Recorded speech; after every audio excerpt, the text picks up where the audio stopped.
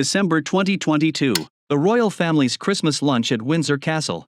This year especially, I understand why. But for me, in the months since the death of my beloved Philip. Photographers captured Kate and Camilla arriving separately, leaving separately, and sitting at opposite ends of the main table.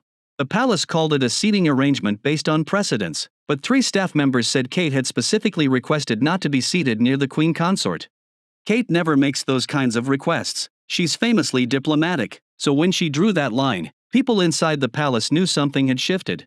Camilla ordered Kate to leave, but Kate used a crown to make her face fall. When Kate and William warmly welcomed the Trumps, Camilla stood off to the side, watching coldly. The problem started early. Back when Kate was dating William, Camilla made comments about Kate's background, her family, whether she really understood royal life.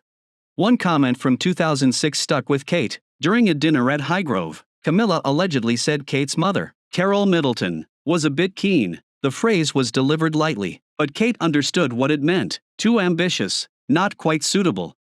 William was sitting right there. He didn't defend Kate. That bothered her for years. When Kate and William broke up briefly in 2007, Camilla reportedly told Charles she thought it was for the best. According to royal author Tom Bauer, Camilla felt Kate wasn't aristocratic enough for future queen. She allegedly encouraged Charles to suggest other options to William. She was the villain. She was the third person in the marriage. William and Kate got back together 5 months later and married in 2011, but Kate knew what Camilla had said. Palace staff talk. From that point forward, Kate was polite to Camilla at family events but kept her distance emotionally. No personal conversations, no real relationship beyond what was required publicly.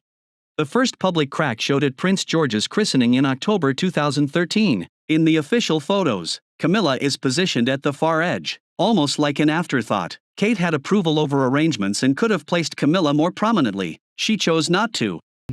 And the wider family of realms, of whose talents, traditions, and achievements I am so inexpressibly proud. After the ceremony, Camilla made a comment about George's crying, something like rather highly strung for a baby. Kate's response was ice cold. He's 3 months old. Babies cry. Then she turned away. After that, Kate stopped including Camilla in family planning, birthday parties, holiday arrangements, casual weekends. Invitations went to Charles. Camilla could come, but she wasn't specifically invited. She needed to rehabilitate her image. You and your brother both directly asked your dad not to marry Camilla. Yes. Why? We didn't think it was necessary. You can't talk about Kate and Camilla without talking about Diana. Kate inherited Diana's role in the public's mind. She wears Diana's engagement ring every day. She's raising Diana's grandchildren. She knows what Diana went through with Camilla. In 2019, Kate visited a children's hospice. One child asked about Princess Diana. Kate said, "I would have loved to have met her. She would have been the most wonderful grandmother." Her voice had an edge.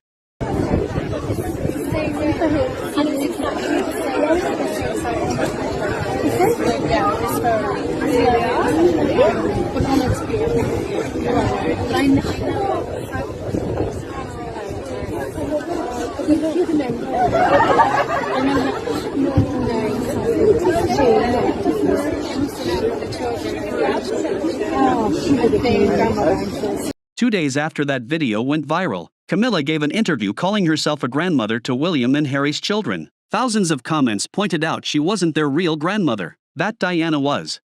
After that, Kate became more deliberate about incorporating Diana's memory. She wore Diana's jewelry more frequently. At William's 40th birthday in 2022, Diana's siblings were prominently included while Camilla barely appeared. She may be one of the more polished royal family members, but Kate Middleton has been known to break a royal rule or two. In fact, on the princess's very first day as a royal, she broke tradition by wearing her hair out at her wedding. Before Kate, women wore their hair up on their big day. Then there was this moment at King Charles's coronation when Catherine chose to mingle with the crowd and even took a fan's phone to speak to a relative who was unable to make the big event. Are you feeling okay? Well, come and say hi to you when you're back over here, but I hope you get better soon. Okay, bye. something we can't imagine Queen Lizzie ever doing. The Princess of Wales stirred the pot earlier this year when she arrived at an Easter service wearing coloured nail polish, which is a big no-no. PDA is also often off limits for royals, but Kate was once caught patting William's backside in a very cheeky moment on the red carpet. And fans know you're not supposed to touch members of the British royal family, but it seems like Kate doesn't mind an occasional hug from royal fans. The coronation in May 2023 was supposed to be Camilla's big moment, but the tension was visible throughout. They arrived at Westminster Abbey separately. During the ceremony, Kate sat positioned so she wasn't directly in Camilla's sightline.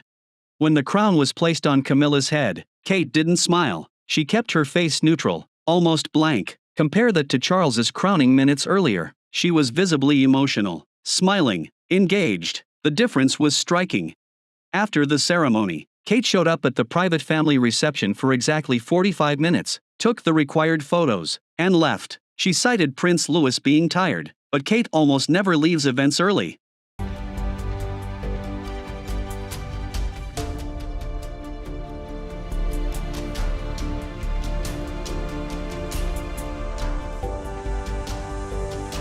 One palace insider said, Kate did her duty that day, but the moment her obligations were fulfilled, she was gone. Here's the real issue. Kate has spent over a decade proving herself as a working royal. She's raised 3 children in the public eye. She's never put a foot wrong publicly. From Kate's perspective, Camilla spent years being the other woman, causing pain to Diana and William, and then walked into the role of queen consort without really earning it through dedicated service. Kate is also extremely protective of her children. She's uncomfortable with how freely Camilla talks about them in interviews. Kate sees it as overstepping. Kate has also been tracking how much Duchy of Cornwall money went to Camilla's family over the years. Properties, renovations, travel. Kate sees that money is belonging to William's inheritance, eventually to George's.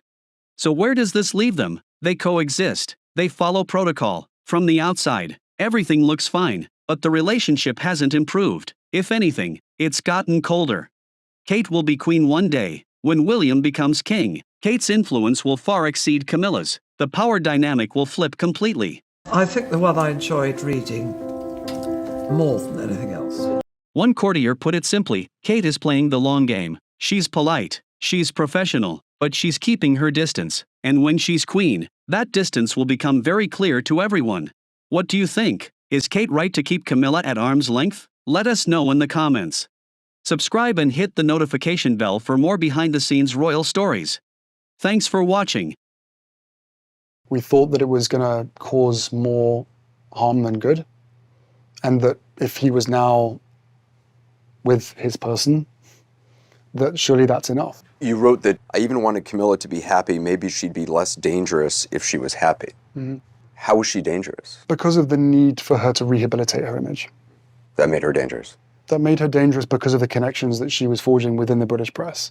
And there was open willingness on both sides to trade of information. And with a family built on hierarchy, and with her on the way to being queen consort, there was going to be people or bodies left in the street because of that.